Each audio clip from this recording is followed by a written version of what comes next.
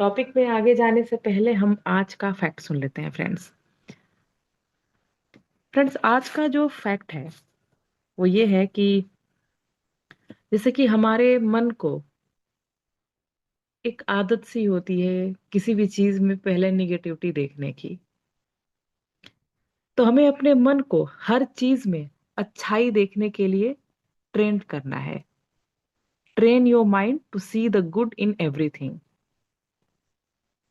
और जब हम इस चीज पे अवेयर होते हैं कि हमें कोई भी चीज में अगर बुराई नजर आती है या किसी इंसान में बुराई नजर आती है तो पहले अपने आप से ये पूछना है कि क्या सामने वाले में या सामने वाली चीज में कोई अच्छाई भी है।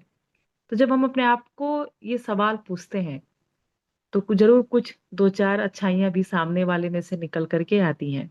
तो हमें अपने माइंड को इसके लिए ट्रेन करना है। और रही बात पॉजिटिविटी की, तो positivity is a choice, right. सकारात्मकता एक विकल्प है। हम किसी चीज के बारे में निगेटिव सोचें या पॉजिटिव सोचें, ये हमारा एक चॉइस है, न कि बाय डिफॉल्ट है, राइट। तो इसके बारे में भी हमें अवेयर रहना है कि हमें पॉजिटिविटी को ही चूज करना है। और आपके जीवन की खुशी आपके विचारों की गुणवत्ता पे निर्भर करती है। The happiness of your life depends on the quality of your thoughts.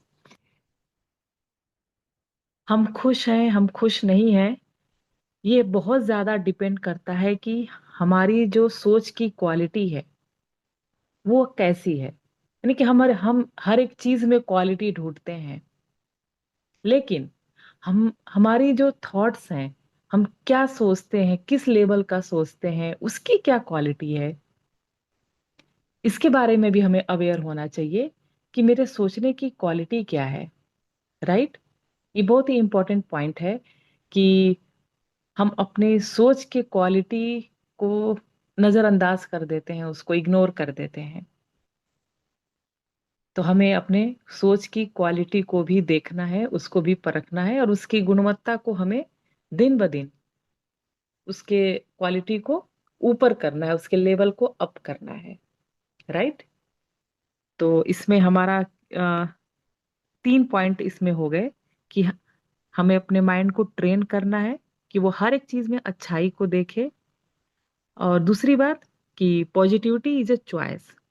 हम पॉजिटिव सोचते हैं या नहीं सोचते, ये हमारी चॉइस है। और तीसरी बात कि हमें अपने थॉट्स के क्वालिटी को अप करना है, और इसी पर डिपेंड करता है कि हम खुश हैं या नहीं। तो थैंक यू सो मच। और अब बढ़ते हैं हम अपने टॉपिक की तरफ, इमोशनल इंटेलिजेंस ये होता क्या है और ये रिलेशनशिप में कैसे अपना रोल प्ले करता है।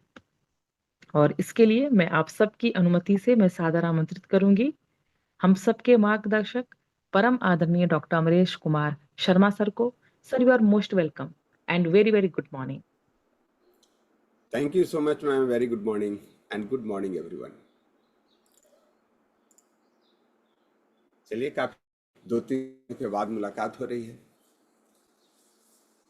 और अभी टॉपिक चल रहा है रिलेशनशिप मास्टरी। हम संबंधों को कैसे ठीक करें। अभी देश का माहौल कैसा चल रहा है, संबंध बनाने वाला, संबंध बिगाड़ने वाला, कितने लोगों को लग रहा है अभी देश में माहौल जो चल रहा है वो संबंध बनाने वाला चल रहा है, संबंध बिगाड़ने वाला चल रहा है, ब्रेकिंग वाला चल रहा है। ओके, मुरली जी बोल रहे हैं ग्रेट, सुरेश सर भी बोल रहे हैं नंबर 2 ब्रेकिंग वाला चल रहा है,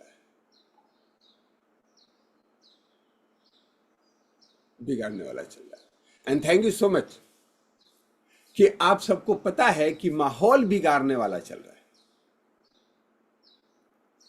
इंटेलिजेंस इमोशनल यही समझने की, परखने की प्रक्रिया का नाम है। किसी भी घटना को देखने के पहले तुरंत रिएक्ट करना है, या भगवान ने जो भेजा आपके पास भेजा है, भेजा मतलब ब्रेन और भेजा मतलब दिया, उस भेजा का इस्तेमाल करना है। बहुत सारे लोग इमोशनल सोचते हैं। इमोशन कहाँ होता है? दिमाग में होता है, दिल में होता है? Right down in the chat box. दोनों 10 है। दिमाग में होता है, दिल में होता है। इमोशन का स्थान हम कहाँ मानते हैं? दिल में होता है। शुभ। जितने जानवर होते हैं उनका शरीर ऐसे होता है, पैरेलल। उनका दिमाग और दिल एक ही लाइन में होता है। कितने लोग इस बात को जानते हैं? आपने देखा है ना? लेकिन जिन पशुओं में दिमाग ऊपर रहता है और दिल नीचे रहता है, वो सामान्यतः दूसरों से ज्यादा बुद्धिमान होते हैं। जैसे कुत्ते को देखेगा बैठते हुए तो उसका सर ऊपर रहेगा, हृदय नीचे रहेगा, बाकी जानवरों से ज्यादा इंटेलिजेंट होता है। उससे भी ज्यादा इंटेलिजेंट रहा बंदर, क्योंकि वो आदमी की तरह बैठता है। मैक्सिमम टाइम उसका दिमाग ऊपर है, दिल नीचे है। और आदमी तो आदमी ही। यह सिर्फ आपकी बायोलॉजिकल कंडीशन नहीं है, अगर आपकी लॉजिकल कंडीशन भी वही हो तो आप इसका भरपूर फायदा उठा सकते हैं। और आज मैं इसी पे बात करने वाला हूं। दुनिया में जितने भी लीडर हैं, जितने भी बुद्धिमान लोग हैं, उन्होंने इसको आइडेंटिफाई किया और इसको डिफरेंट नजरिया रखा कि भैया यह दिल से सोचना है कि दिमाग से सोचना है। तो सोचना किससे चाहिए, दिल से या दिमाग से? सर्टेनली आप सभी कहेंगे दिमाग से सोचना है। अब यह जो नफरत का बाजार गर्म है, इसके बारे में सोचते हैं। और इसके पहले मैं आप लोगों से कुछ क्वेश्चन पूछना चाहूंगा। क्या हम सभी रेडी हैं? ध्यान रखिएगा, आज का टॉपिक कितना इंपॉर्टेंट हो सकता है। अगर आप लेट के देख रहे हैं तो बैठ के देख लें, चलते चलते देख रहे हैं तो रुक के देख लें, क्योंकि आज हम जो चीजों पे बात करने वाले हैं, हम सभी प्रतिरोज इस इमोशन को देखा करते हैं। अच्छा, कितने लोग बोलने के बाद वीडियो मोड पे आएंगे? आपको आरती वगैरह चाहिए, फूल पत्ती माला मैं भेजूं कि नहीं? नहीं, वीडियो मोड पे आ जाइए। Thank you for considering. So question number 1, आप जंगल में जा रहे हैं, आपके साथ आपकी पत्नी, आपकी सिस्टर और आपकी मदर, तीनों हैं।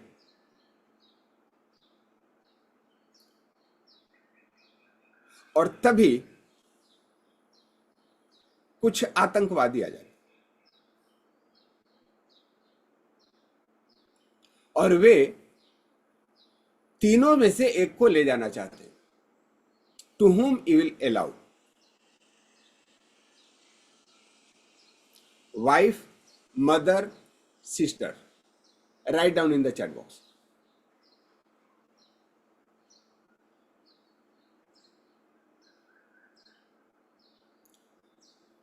वाइफ के लिए 1 लिखें, सिस्टर के लिए 2 लिखें, मदर के लिए 3 लिखें। 1 2 3।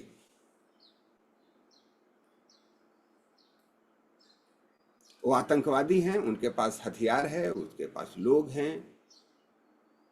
आप निहत्थे हैं, आप अकेले हैं। और यस, मैं ये भी मेंशन कर दूं कि आप कोई सुपर पावर नहीं है हनुमान जी टाइप कि अकेले लंका जला सकते हैं बिना हथियार के।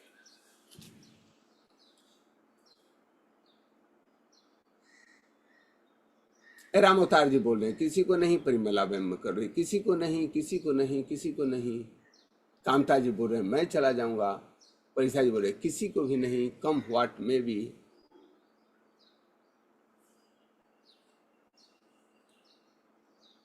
ग्रेट।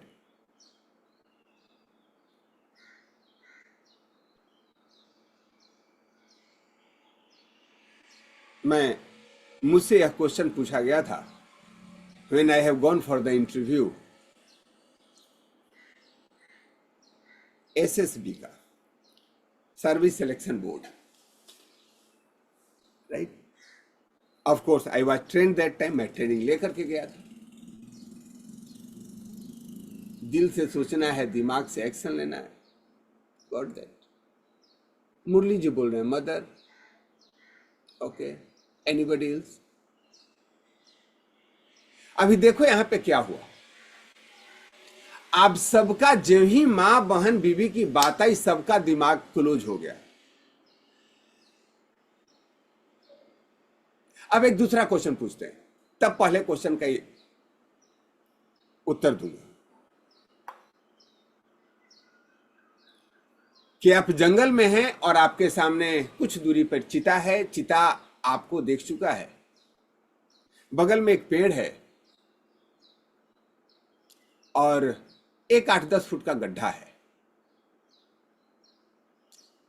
अब आप क्या करोगे?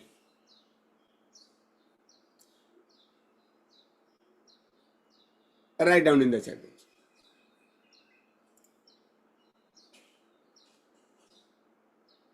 मुरली जी ने रिपीट द क्वेश्चन। आप जंगल में हैं, जंगल में आपका नैन मटक्का हो गया एक पैंथर से, चिता से। उसने आपको देख लिया, आपने उसको देख लिया। एक पेड़ है और एक 5-6 फुट का गड्ढा है। आप उस समय क्या करेंगे? Climb on the tree. Shailendra sir बोल रहे हैं पेड़ पे चढ़ जाएंगे, सीढ़ी तो चढ़ी नहीं जाती। और सभी लोग पेड़ पे देखो चढ़ रहे हैं, कितनी बढ़िया से। सुरेश सर भी चढ़ गए, दीप्ति भी चढ़ गई।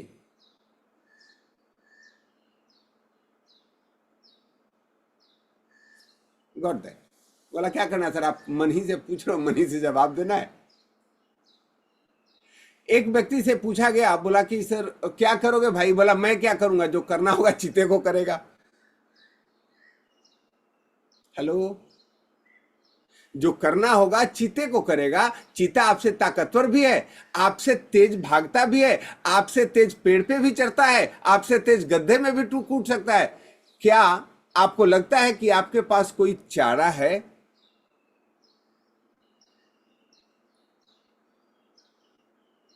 यस और नो?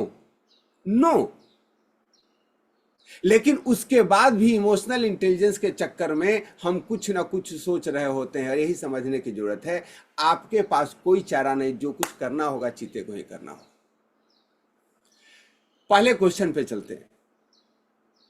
जब क्वेश्चन आया कि आतंकवादी हैं और वे एक को ले जाना चाहते हैं, आप क्या करोगे? मदर, वाइफ और सिस्टर,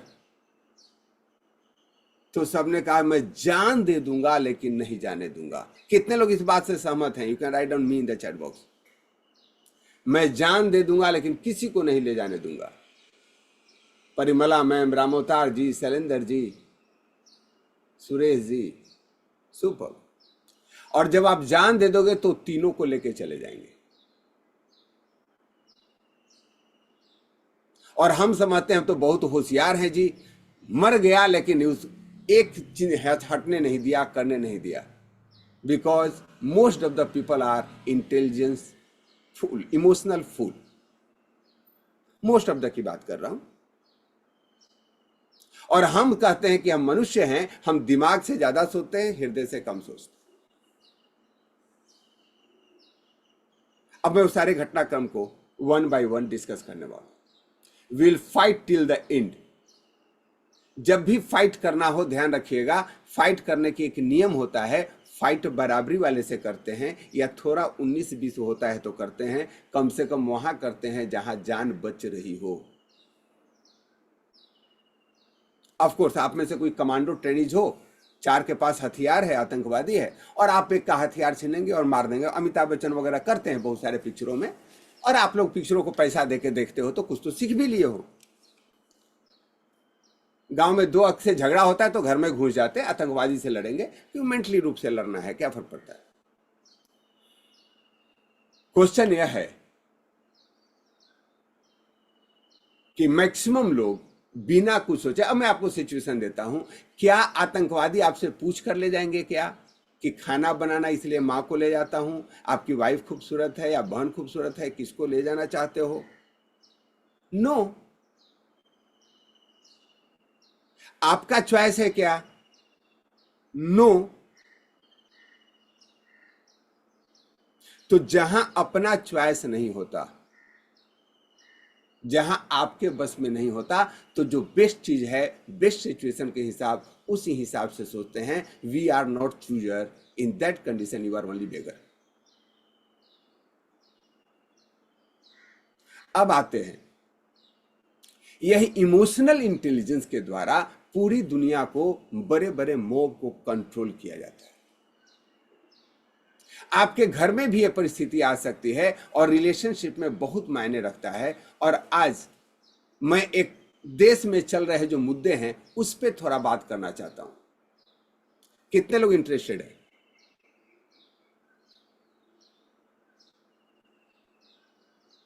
घटना घटी कश्मीर में और पूरे देश में रोष है। मेरे ऑफिस में एक बंदा है, बोला सर अब तो हद हो गई। एक बंदा मेरे सेशन में भी है, बोला अब तो बर्दाश्त नहीं हो रहा है, फाइनल हो ही जाना चाहिए। क्या फाइनल हो जाना चाहिए? तो सबके अपने अपने प्रोस्पेक्टिव है। सर आपको पता है नाम पूछ पूछ के मारा गया, ये हिंदू है कि मुसलमान है? बोला क्या चाहते हो? बोला मैं चाहता हूं कि जितने भी इंडिया के मुसलमान हैं उनको मार देना चाहिए, काम ही खत्म एक ही बार। मैं बोला दोबारा बोलो। बोले सर मैं चाहता हूं कि जितने आके मुसलमान को भगा देना चाहिए।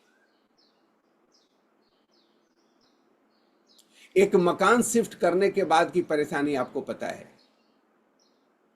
देश से एक जगह दूसरे जगह होकर के दुनिया के सबसे बड़ी त्रासदी भारत झेल चुका है, जिस समय लगभग 10 से 15 लाख लोग मारे गए थे। बात 1947 की है। उस समय टोटल आबादी भारत पाकिस्तान मिला के 30 करोड़ था। उतना बड़ा नरसंहार आज तक के इतिहास में नहीं हुआ है। वह इतिहास भारत झेल चुका है। और हम वहां बात, उस समय क्या मुद्दा हुई थी? उस समय कुछ दुष्टों ने, जिसका नाम जिन्ना भी कह सकते हैं, यही कार्ड खेला था हिंदू मुसलमान वाला, और पूरे देश में आग लग गई थी, लाखों लोग मारे गए थे। आज वही स्थिति वापस पैदा करने के लिए आपके देश में किया गया। कितना इंटेलिजेंसली किया गया है, अब उसको समझिए। आतंकवादियों को वह जो पर्सपेक्टिव हुआ, उसके पीछे मुख्य उनका कारण क्या था, मुख्य उद्देश्य क्या था? तो थोड़ा सा उस पर्सपेक्टिव पे हम लोग पीछे बात करते हैं। जब भी कोई बहुत बड़ा घटना घटता है देश में, तो उसके पीछे आपको सोचने का नजरिया बदलना होगा।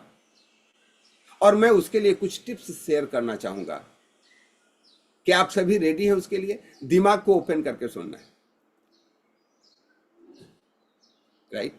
और आपके मन में कुछ आ रहा होगा बोलने के लिए, उसको लिखते जाइए बगल में। सेशन के लास्ट में हम लोग क्वेश्चन आंसर के द्वारा भी इसको समझेंगे। क्योंकि जब तक आप न्यूट्रल होकर नहीं सोचेंगे, आप एक्चुअल में सोच ही नहीं पाते हैं। आप इमोशनल रूप से फूल बन रहे होते। तो पहले हम देखते हैं कि इस घटनाक्रम के लिए कोई घटना का अंजाम दिया गया। यह ऐसे ही आसान घटना है या इसके पीछे कोई सोची समझी साजिश है? कितने लोगों को लगता है? 1 और 2। ये नॉर्मल घटना है या एक साजिश के तहत है? शंकर जी बोल रहे हैं नॉर्मल है, बाकी लोग बोल रहे हैं साजिश के तहत। और ऐसे बहुत सारे लोग बोल रहे हैं सर रोज रोज की नौटंकी है, हर एक जगह दंगा होता है। देखो बांग्लादेश में हुआ, देखो हमास वालों ने वहां किया। अब उनका दिमाग क्या है? आतंकवादी होते ही ऐसे, उनका नॉर्मल प्रक्रिया है। लेकिन मैं आपको बता दूं, कभी अगर आपने चूहा भी मारा होगा तो दिल में दर्द होता है, यस और नो? कितने लोगों ने चूहा या बिल्ली को मार दिया और बाद में फिर गंगा नहाने गए? अगर आप कसाई नहीं है तो। वहां कोल्ड ब्लडेड मर्डर हुआ, पूछा गया है नाम क्या है, हिंदू हो, मारा गया है। और यह चीजें गोपनीय करके नहीं मारी गई है। अगर हिंदू करके मारा ही जाता तो जो व्यक्ति को मारा गया वो तो हिंदू था, और उसके बच्चों को छोड़ दिया गया, क्या वो हिंदू नहीं थे? उनके पत्नी को छोड़ दिया गया, क्यों? क्योंकि जाके मोदी को बताना, ज्यादा लोगों को आप इंटरव्यू दे सको, मुझे हिंदू पूछ के मारा गया, और पूरे देश में माहौल है हिंदू मुस्लिम का, मुसलमानों ने हिंदुओं को मारा, और यही वो चाहते थे। अगर वो सिर्फ इसलिए मारते कि हिंदू को मारना है, तो उनको यह इंटरव्यू देने की जरूरत थी क्या? वीडियो शूट कराने की जरूरत थी क्या? उन्होंने लाइव टेलीकास्ट द्वारा अपने आकाओं को बताया है कि हमने वही किया जो मुझे भेजा गया है। अब उसके पीछे किसके क्या प्रोस्पेक्टिव हो सकते हैं?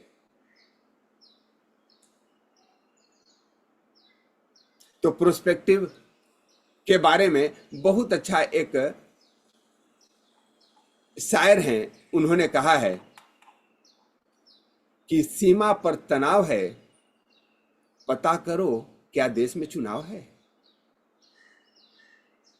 सीमा पर तनाव है, पता करो क्या देश में चुनाव है। आप पाएंगे जब जब इलेक्शन होता है जिस जिस देश में, वह देश का प्रेजेंट सरकार इलेक्शन लड़ने के लिए सीमा पर टेंशन बढ़ा देता है। लेकिन भारत में तो कोई चुनाव है नहीं, है क्या? कोई बहुत बड़ा चुनाव होने वाला है सेंटर वगैरह का, तो आप वाइप आउट कर सकते हैं? नो, क्योंकि इसमें इसका मतलब भारत सरकार का इसमें कोई हाथ नहीं। मैं आपको एक पर्सपेक्टिव दे रहा हूं, हम इसमें 4-5 लोगों को देखेंगे, राइट? भारत सरकार का हाथ नहीं, चुनाव नहीं है। कश्मीर सरकार का हाथ, जेएनके गवर्नमेंट का हाथ, तो वहां चुनाव हो चुका है, और वहां जो सरकार लोगों को चुनना था वो चुन चुके हैं, तो वहां भी यह मुद्दा नहीं है। अब बात आती है, इसमें पाकिस्तान का हाथ हो सकता है। कितने लोगों को लगता है इसमें पाकिस्तान का हाथ है? मुरली जी बोल रहे यस, सुरेश जी बोल रहे यस, दीप्ति जी बोल रही यस, गॉट दैट। अब पाकिस्तान को भी समझिए, पाकिस्तान अपने आप में अकेला नहीं है। पाकिस्तान में भी 3 पर्सपेक्टिव हैं, पाकिस्तान की जनता, पाकिस्तान की सरकार और पाकिस्तान की सेना। कितने लोगों को लगता है कि एक आम पाकिस्तानी का इसमें हाथ है? एक आम पाकिस्तानी चाहता है कि पूरे दुनिया में हिंदू मुसलमान होता रहे, एक दूसरे को लोग मारते रहें, क्योंकि उनके यहां भी कुछ ही सही बचे खुचे कुछ हिंदू उनके यहां भी। पाकिस्तानी सेना आदमी की हाथ है क्या? नो। जब हम भारत और पाकिस्तान की बात करते हैं तो भारत और पाकिस्तान की जनता की बात करते हैं, ध्यान रखिए। और जनता क्या है? एक बार सुरेंद्र शर्मा जी को हम सुन रहे थे, बोला क्या फर्क पड़ता है कि शासन कौरवों का है या पांडवों का? सरकार, जनता तो द्रौपदी है। जब पांडव राज करेंगे तो जुए में हार जाएंगे, और कौरव राज करेंगे तो वस्त्र हरण करेंगे। क्या फर्क पड़ता है शासन हिंदुओं का है या मुसलमान का? जनता तो मरी लाश है। हिंदू शासन करेगा तो जलाएगा, और मुसलमान शासन करेगा तो दफनाएगा। क्या फर्क पड़ता है? चाहे जनता भारत का है या पाकिस्तान का है, आज तक किसी युद्ध में किसी बड़े नेता को मरते हुए देखा आपने? ये जितने पाकिस्तानी हुक्मरान बड़े बड़े डायलॉग मार रहे हैं, वे सब अपने फैमिली और बच्चे को पाकिस्तान से शिफ्ट करना शुरू गए हैं, इंक्लूडिंग आर्मी चीफ। कितने लोगों ने नहीं सुना है? वहां का जो आर्मी चीफ है वो अपने फैमिली बच्चे को यूरोप भेज चुका है।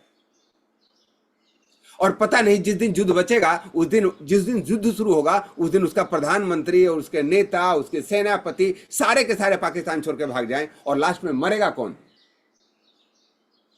पाकिस्तान की आम जनता।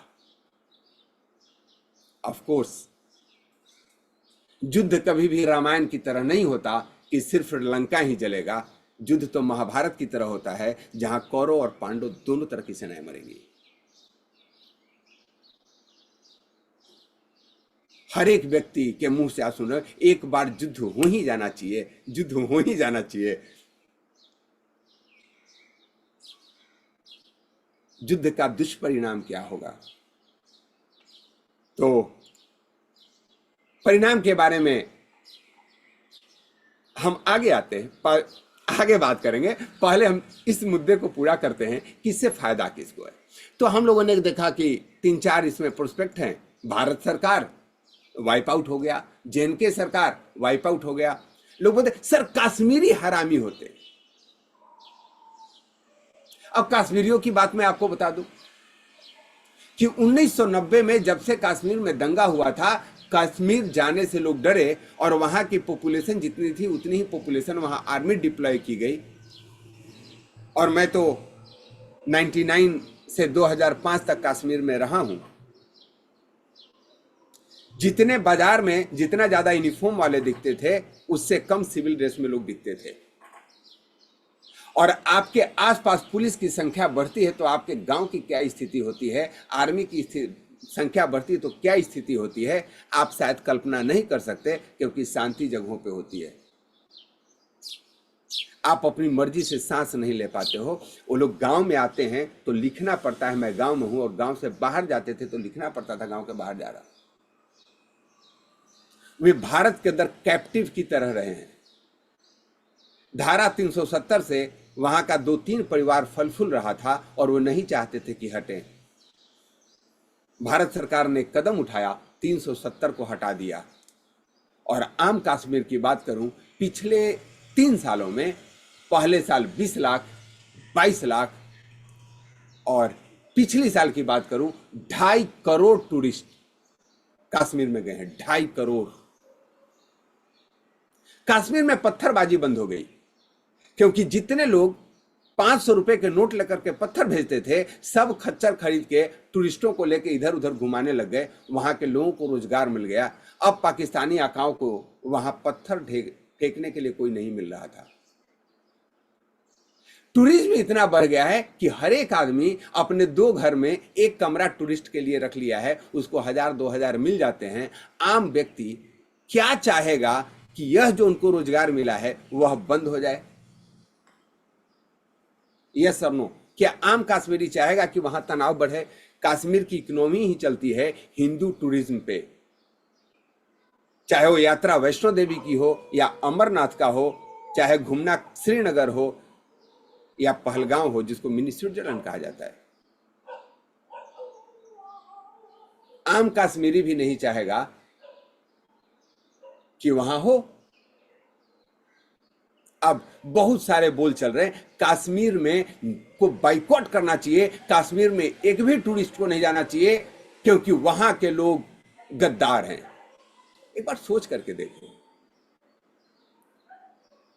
एक गाइड था, खच्चर वाला था, टैक्सी वाला था, आई डोंट नो, मैं बहुत ज्यादा डिटेल में नहीं हूं।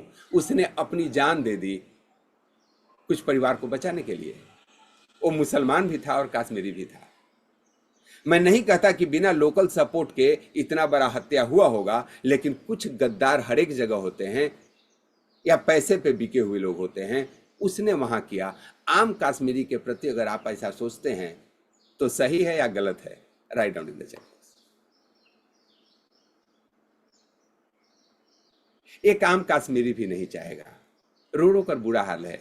जिसको रोजी रोटी मिला था, जिसको पहली बार अमन चैन देखा होगा, बहुत सारे बच्चे तो 80 के दशक में जन्म लिए होंगे, आज 40 साल हो गया होगा, उन्होंने शांति देखी नहीं थी।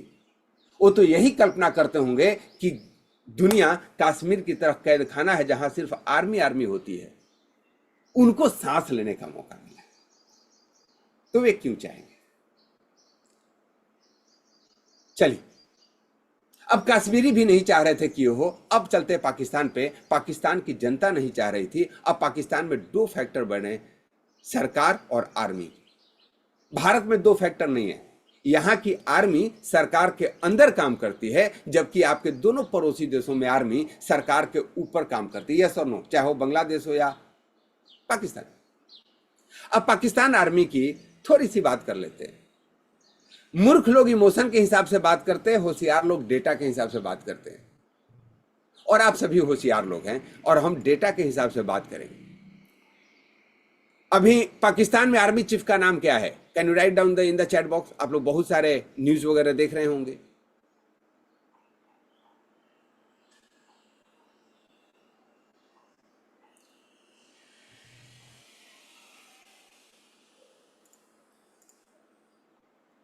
मुनीर, सुपर, क्या बात है।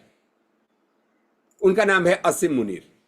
वह सेना का जो अध्यक्ष है, उसके थोड़ा बैकग्राउंड की बात कर लेता हूं क्योंकि मैं डिफेंस से हूं और थोड़ा इंटरेस्ट रखता हूं। वह बंदा भारत पाकिस्तान का जब बंटवारा हुआ था तो भारत के जालंधर का रहने वाला था और उसकी फैमिली भारत से वहां शिफ्ट की गई थी। माना जाता है कि इमरान खान की जब सरकार थी तो उनके सबसे नजदीकी थे और उनको आईएसआई का चीफ बनाया गया था। आईएसआई वहां के मिलिट्री इंटेलिजेंस है जिसका एक ही काम है भारत में आतंक फैलाना, दूसरा काम ही नहीं। इसी के लिए वो बनाया ही गया है और वो उसका चीफ था इमरान खान के समय में। अब स्थिति क्या हुई, वहां के दो सरकार में टकराव हुआ। अभी इमरान खान अंदर है लेकिन उनके लोग पॉलिटिकली बहुत वाइब्स हैं। जब वो इमरान खान की सरकार पलट गई, वह अंदर चले गए तो उनको उस पोस्ट को छीन लिया गया। बड़ा बुरा हाल रहा। फिर कुछ समीकरण मिली, वहां बहुत ज्यादा जोर तोड़ होती है और आज के डेट पे नवाज शरीफ के निर्देशन पे उनको पाकिस्तान का सेना अध्यक्ष बनाया गया, उनके रिटायरमेंट के जस्ट 2 दिन पहले, ध्यान रखिए। और वह इसलिए बनाया गया कि इमरान खान के दुश्मन नंबर 1 हैं इस समय। अब पूरे देश में इमरान खान के समर्थकों का कब्जा है। कभी वो लाहौर बंद कर देते हैं तो कभी इस्लामाबाद को घेर लेते हैं।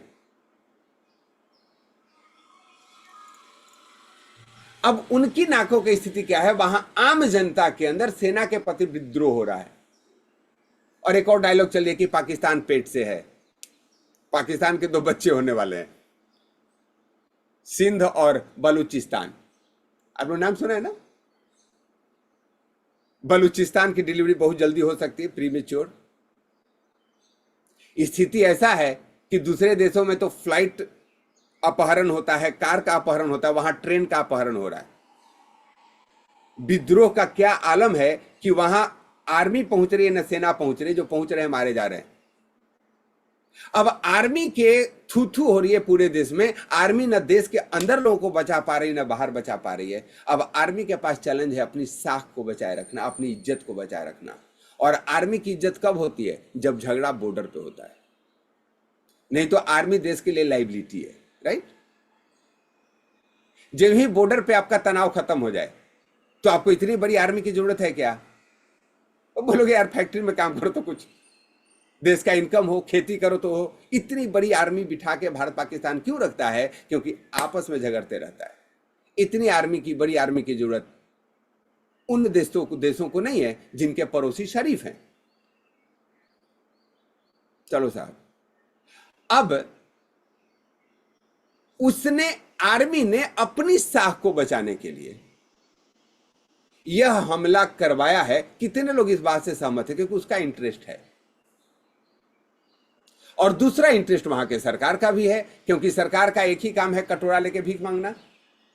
कटोरा लेके भीख कब मांगेगा? जब बोलेगा मेरा बाप बीमार है, मेरा छोटा बच्चा दूध नहीं पिया है, मुझे पड़ोसी मार रहा है, इसके नाम पे भीख दे दो। और सबको पता है इंडिया मस्त हाथी की तरह है, इसको कोई पड़ोसी के कामों में इंटरफेयर करने की जरूरत नहीं है।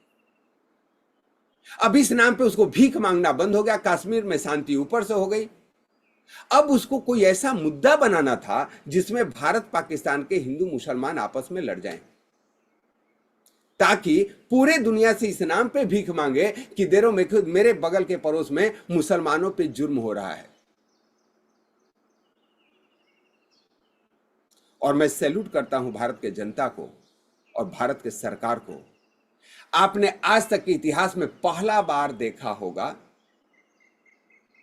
या सिर्फ भारत में बार बार देखा होगा कि कहीं के मेजॉरिटी के लोगों को उनकी जाति धर्म पूछ करके मार दिया जाता है और देश में कोई दंगा नहीं होता। मान लो कि यही स्थिति पाकिस्तान में होती, वहां के कुछ हिंदू 10 मुसलमानों को नाम पूछ करके मार देते, क्या आपको लगता है कि वहां स्थिति यही रहती जो भारत में है? बांग्लादेश में स्थिति वही रहती जो वहां है? उसको छोड़िए साहब, क्या अमेरिका में स्थिति होती कि कोई 10 आतंकवादी यह पूछ के मार देते गोली कि तुम क्रिश्चियन हो? पूरे देश में दंगा हो जाता। लेकिन भारत भागवत गीता पढ़ता है, भारत के मूल में सनातन धर्म है जो पूरे विश्व को परिवार मानता है, और भारत के अंदर सुयोग्य नेता है जिसने इस पूरे इमोशन को कंट्रोल कर रखा है। लोग भले ही कहते रहे नफरतों का बाजार गर्म है, और थोड़ा गर्म भी है, लेकिन भारत में एक भी दंगा नहीं हुआ। यह भारत के आम मानसिकता को दर्शाता है। हर एक व्यक्ति समझ रहा है कि इसके पीछे किसका कारण है। युद्ध की तैयारी चल रही है, राइट? युद्ध अगर अवश्यंभावी हो तो करना भी जरूर चाहिए, लेकिन जब सारे तरीके फेल हो जाएं, यही भारत की परंपरा रही है। दोनों तरफ आमने सामने सेना है, तो भगवान राम ने अंगद को भेजा, भाई जाके देखो कहीं कोई मैत्री का अभी भी कोई सोल्यूशन निकलता हो। नहीं निकला, युद्ध हुआ। पांडव कौरव की सेना है, पूरी तैयारी हो गई है, तब हुआ कि एक बार भाई कन्हैया खुद जाकर के देखो, अगर युद्ध बच सकता है दे दो, केवल 5 ग्राम रख लो, अपनी धरती तमाम हम वही खुशी से खाएंगे, परिजन पे हसी न उठाएंगे। दुर्योधन वह भी दे न सका, आशीष समाज का ले न सका, जब नाश मनुज पर छाता है, पहले विवेक मर जाता है। युद्ध के बाद क्या होगा?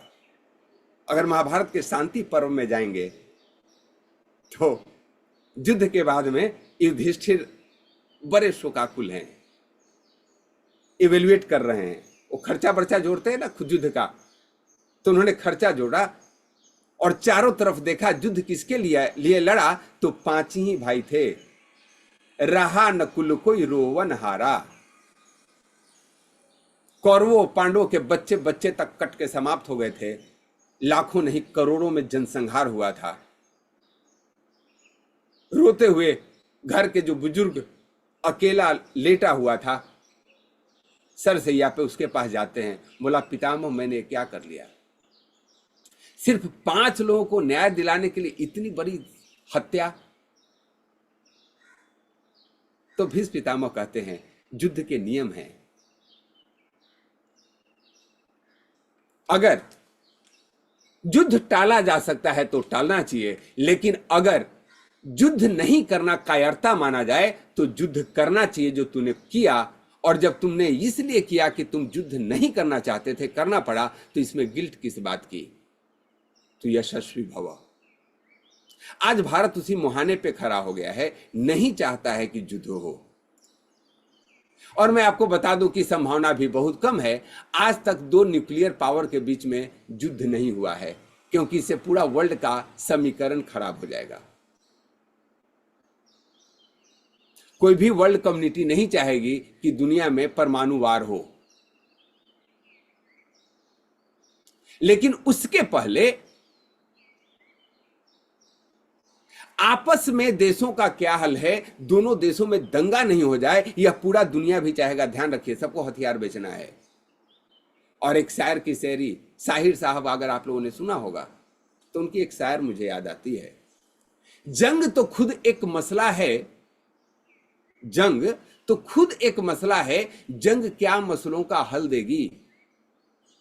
आज खून और लाशें देंगी, कल भूख और एहतियाज देगी। इसीलिए ऐ शरीफ लोगों, जंग टलती रहे तो बेहतर है।